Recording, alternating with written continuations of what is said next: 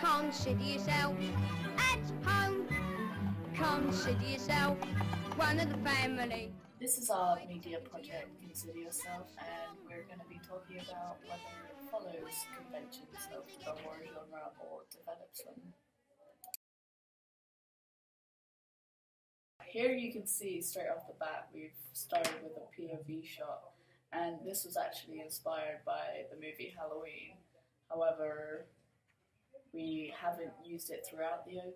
I actually find POV shots aren't as commonly used in horror movies anymore, but they're effective when creating curiosity in the audience, which is the conventional goal of openings. We have set our opening in a smaller house, which challenges conventions of most horror movies, where the houses tend to be bigger to leave the victim isolated and unprotected. Here we have used a smaller house to see if the same effect can be created, but with a more realistic setting. From the focus group, we know it has been more effective, as one of their criticisms of the horror genre was the size of the houses used in conventional slashers. We feel we have challenged horror conventions by creating a separate shot for our opening credits, leaving in the sound effects to create mystery. We did not see this technique when analysing film openings. By using natural lighting, we feel we have developed conventions, particularly in the scene where we have used the lamp to create diegetic lighting, and this has created warm tones, which isn't often used in horror, and this has challenged more conventional horror. And this has also created a range of shadows, which has many dark connotations, and darkness is usually associated with shadows, creating an unsettling atmosphere for the audience.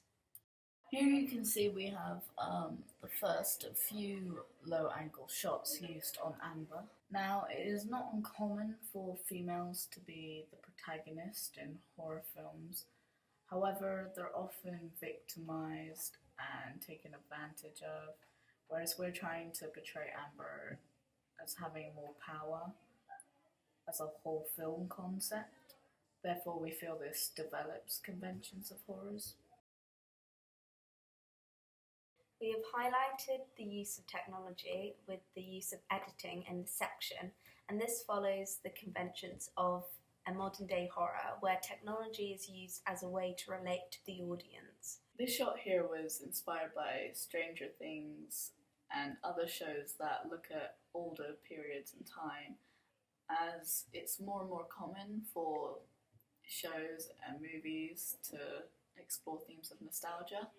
We feel the use of mixed media will connect with younger people, as more young people are exploring the uses of old and new technology. Here we've used a door handle sound effect, and obviously this is a common use in horror to create an eerie atmosphere and make the audience uneasy. With our non-diegetic music, it's pretty obvious that we've followed conventions, as often in horror the aim is to create suspense, so we've used suspenseful music. We have also tried to use music to emphasize certain points, such as earlier when Amber's on the phone, and we used louder, darker notes when the lights go out, for example.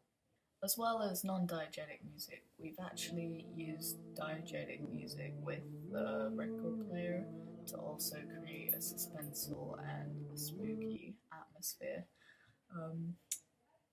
This is not as commonly used in the horror genre, therefore developing conventions.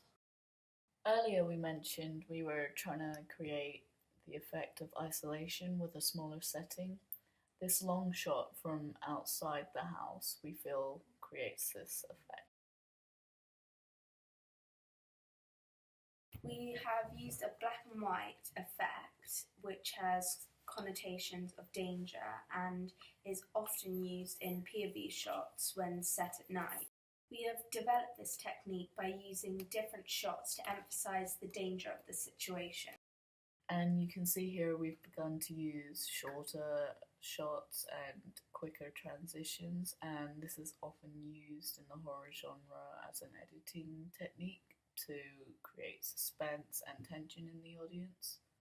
The opening credits have followed the horror conventions as we have utilised the genre's iconography with our colour scheme and sharp edges in our font.